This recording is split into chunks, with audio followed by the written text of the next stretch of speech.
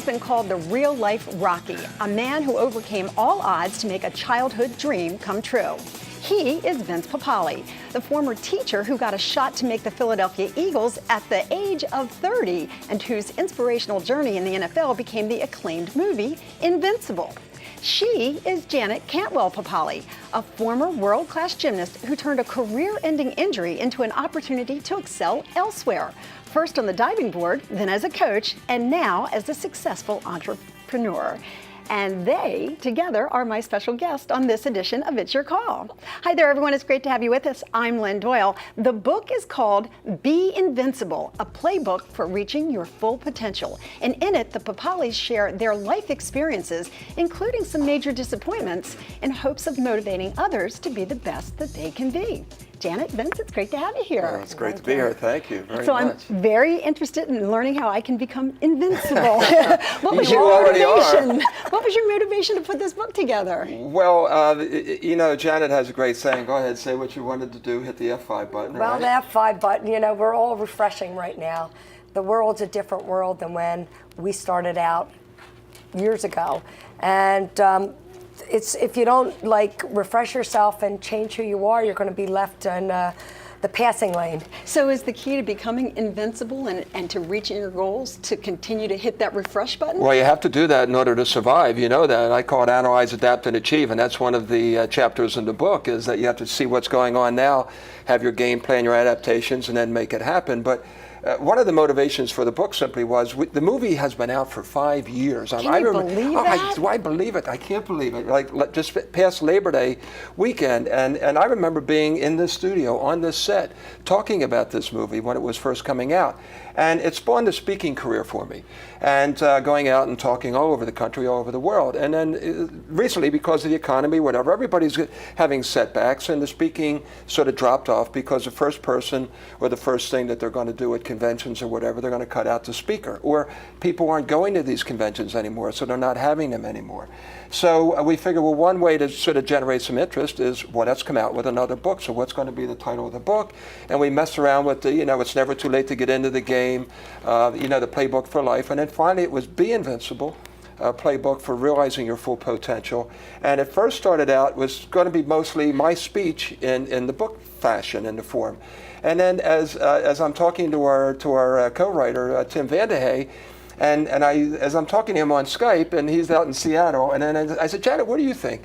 And she had just such great perspective and insight as to, on all these topics and chapters we're talking about. All of a sudden, she kicked me out of my seat, got in front of the computer, started talking, and says, you know what, I should be in this book. And we both said, you know what, you should be in the book. What's the purpose of the book? What do you hope that people take away from it after reading it? That they're all special, and that they all have moments, and that they can be special and reach and have a dream. People forget to dream anymore. They're just like on a treadmill, and they're moving, and they're moving forward, but they don't know, and then they hit a roadblock. And it's really about saying, you know what, I hit a roadblock.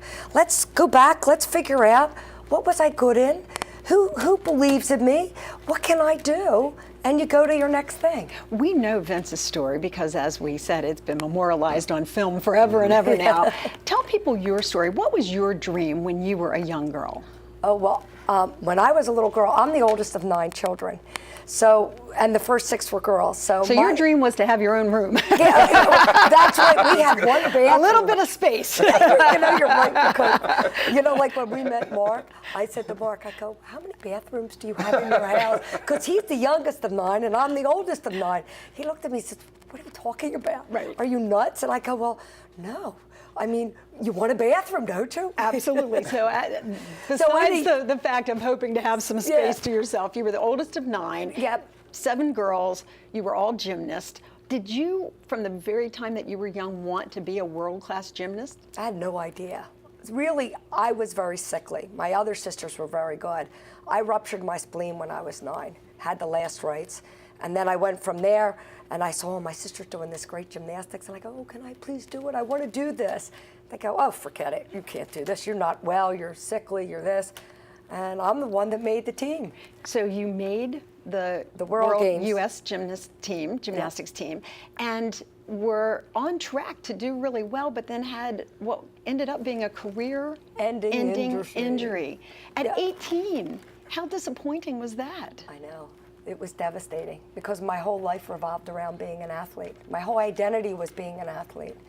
And, you know, when you're a gymnast especially, you're told what to do. You're directed. Your coaches make your decision.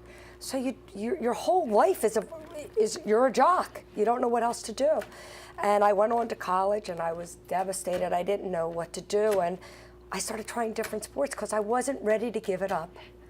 And I went on and I tried diving, and I went in and some friends I knew were doing diving. I said, well, I can flip. Just because I blew out my knee doesn't mean I can't flip. And I went into diving and I broke all the records, and they went, oh my God. So there she took a situation that could have been devastating and really could have set anyone back or into a depression, and she found a way to make it work. And that's kind of the premise of the book, is even if you've had disappointments, that you can still find a way to turn those disappointments and overcome those obstacles into success for yourself. Well, that's what we sort of use as a definition for invincible, then, you know, and it's that kind of an attitude that there's going to be all kinds of obstacles that everyone's going to face, but it's the question of can you overcome those obstacles? And if you can and you've done it, you know, what was the turning point? What was your moment of truth? So what we've done in the book is we've created what's called your invincible moment. And we're playing around with you, you know, outside and say, well, what's your invincible moment? You know, and mine that I wrote about in the book, Janet told you, basically hers, mine was getting my track scholarship at the St. Joe's when things were falling apart at home with our family, and getting that education, which was really key. But one of the features in the book is having people telling their invincible moments. We're going to have one of our guests coming on, so let that surprise happen. But, you know, we've got a guy who climbed Mount Everest, Michael Ruzioni, a person who lost a leg at the peak of her career and now inspires the troops. Just tremendous stories, uplifting stories. You know, it's interesting because uplifting is the great way to describe these invincible moments that people shared in your book. But what about the people who are sitting at home saying, well, I haven't really done anything spectacular. I don't have diving records at Penn State. I didn't make the Eagles at 30 and become, you know, the subject of a movie. I'm just a regular old person who doesn't have an invincible moment. Everybody has had their invincible moment. And when I get out and speak, that's the first thing I say. It's what Janet and I had marquee value.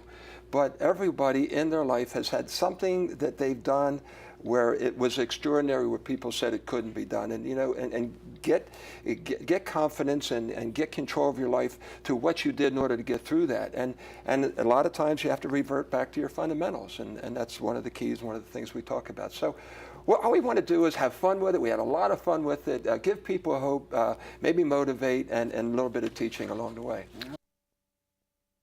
Okay, well, we're going to give you an opportunity to tell us what your invincible moment is. So if you'd like to do that, you can email me right now at lynn@lynndoyle.net. We have some comments from Facebook, too, that I'm going to share with you in just a moment. But first, I want to bring in Luann Kahn into our conversation. She's a multiple award-winning investigative journalist with the NBC affiliate in Philadelphia. But her biggest challenge has not been in front of the television cameras. In fact, it was several different health scares that she experienced, including a bout with breast cancer. She shared all of that with her TV audience, and it has helped define her invincible moment. Luann, it's so great to have you here. Good to see you, Lynn. And I'm so glad to report that you are so healthy and so happy and doing great in your career now. Thank you. It's 20 years since breast cancer in November.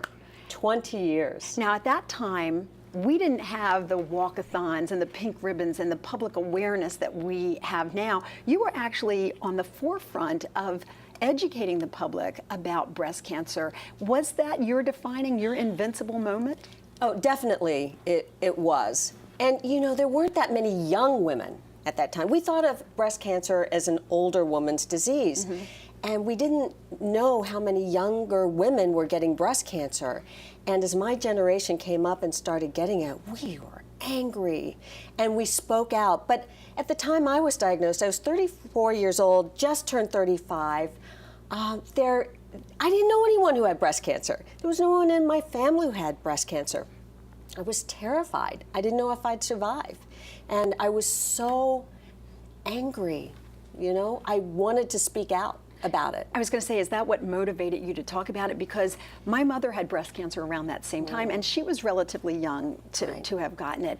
And she was a nurse and felt like she really needed to put a voice out there and let other women know that we could talk about it. Well, that was exactly it. I'll tell you the truth. When I was diagnosed, I had felt a lump, and my gynecologist said, I don't think it's anything to worry about, because I had a negative mammogram. And when I finally got to a breast surgeon, they really dismissed what I was saying.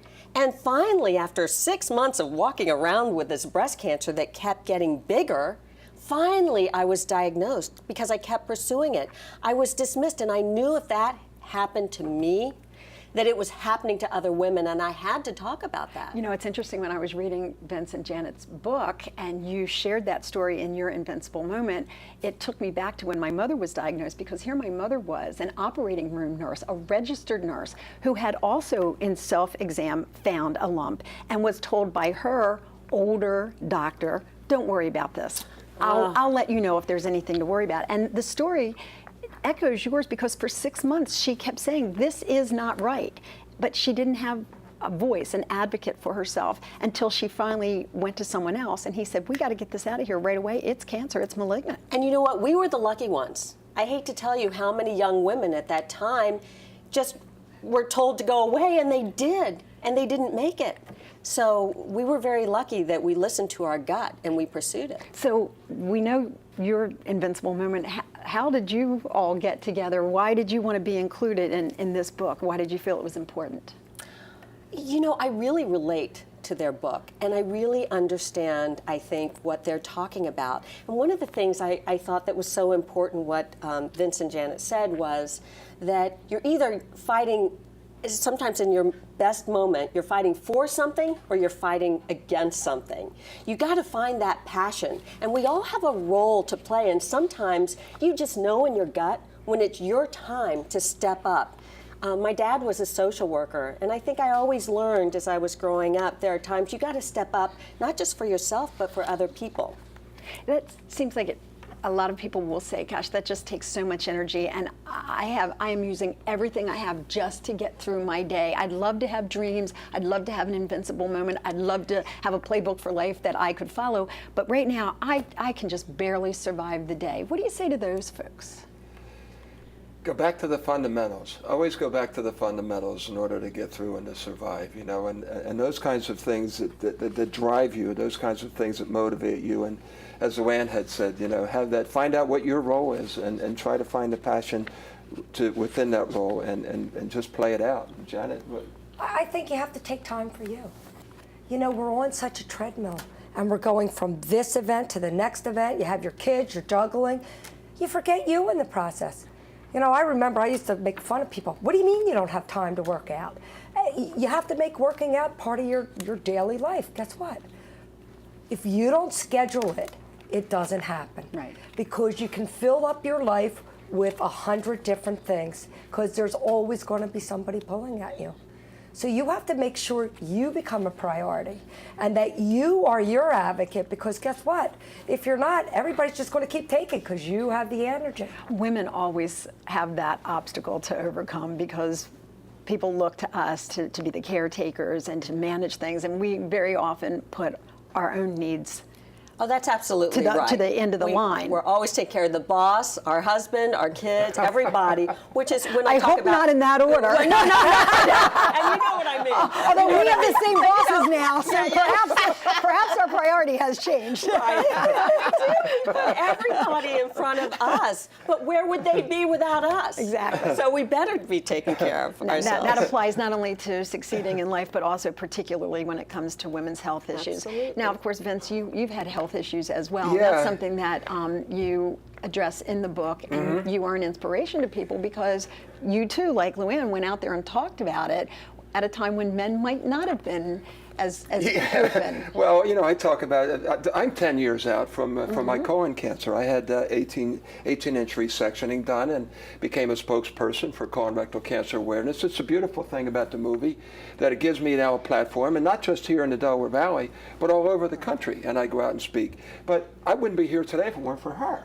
you know, because Janet says, look, you got to get it physical. You know, you can run this, you can do that, but that's on the outside. What's going on the inside? And thank goodness I go, and then they find out there's this polyp, and they take it out. So I always tell people, especially my age, or if you haven't had a colonoscopy by the time you're 50 years old, take the test. You might like it. You know, who knows? And you'll never know what they find in there. You know, the last one I got, I found my father's shoe. So, you know, but you know, you got to have fun with it. But the message is there that really the cure to a lot of cancers is early detection. Right. And colon cancer is without a doubt one of the most curable, if not the most curable cancer there is out there, but you have to have early detection. But Janet's the one. If it weren't for her, I would never taken that test. I'm okay. I have no symptoms, right? Right. So. Well, we've asked our Facebook audience if they wanted to share some obstacles and have some questions for Vince, Janet, and Luann. And one of the things that I asked was, what's the biggest obstacle that you've ever overcome, or what's holding you back right now? And people have written in. One says, what if you have like no support system? If you're out there and you're struggling on your own and you don't have people who can help you make these dreams come true, where do you find them? Who do you look to? Mentors, teachers, friends that believe in you. You have to surround yourself with people that are positive, not the naysayers. They believe in your dream. I think that's the number one. In fact, in the book, you actually talk about building a team around yourself and getting rid of negative people. Not literally. Got the investigative reporter over here. But how important is it to have a good team around you? You know, I was so lucky because I did have a supportive family, and my coworkers and everyone I knew supported. But I have met so many women who've gone through terrible crisis, and families go, husbands divorce, and they do struggle with this. And I think that team building is important, that you've got to go to people who can help you, whether it's doctors or friends or a sister or whether it's a real relative or someone who feels like a relative. Family. We are also inviting you to share your so-called invincible moment. What was it in your life that perhaps shaped things, changed you, made you who you are today, put you on the path that you're on or the journey? So we'd like to hear from people. We're getting all kinds of response from our emails and from what we want to know, Facebook. Lynn, is what your invincible moment is. My invincible moment. Ooh. Well, I think at 54, you probably have had more than one, I hope. I think probably when I was turning 40, like people normally fear that age, but my father had died when I was a young girl at 40, so I think when someone has died at that age, a parent, if you just reach that age, you feel really fortunate. So when I was 40, instead of fearing it, I decided to embrace it, and that's when we created this show. I wanted to do something that made a big difference in the lives of people, so we created the show, and we're in our 15th season now, and I'm still embracing age, and I created 50 and Fabulous so that people, particularly women, would not be afraid of age, but would rather say, we're better than ever. That is an invincible moment. You think moment. that's it? Does that qualify? Well, you know what? Because it's probably scary a little bit. You know, you're not sure it's going to work, but here you are. Yeah, well, I wasn't sure it was going to work. But here you are. And it's gone through a lot of changes and evolution, but that's what life is all about, right? And as the Papali say, we've got to reinvent ourselves in order to stay relevant. That's it. Stay what we were talking about backstage, but and also facing your fears. And that's part of it, overcoming the fears, facing them first. What are they? And then overcoming them makes you invincible. So. Hey, well, next book. Maybe I'll do the next book. The next one is The Invincible Kid. Okay. Yeah. And you know, Luann understands this because when you're on television, you actually admit how old you are. Years ago, we never ever did that, That's particularly women. A lot still don't. But I do too. I'm right there with you, same age. Now we, now we actually talk about it and embrace it and say, hey, nothing wrong with being 54. Are you kidding? I'm thankful for every moment, really. Although I do have to say I'm starting to lie up. I'm starting to say I'm 60, and people say, damn, she looks good. Luann Kahn, so great to have you here. Thank you so much. We're going to be seeing Luann later on in the month. And of course, you can always check her out on NBC 10. And thank you very much, Janet. Thank you very much. Papali, be invincible.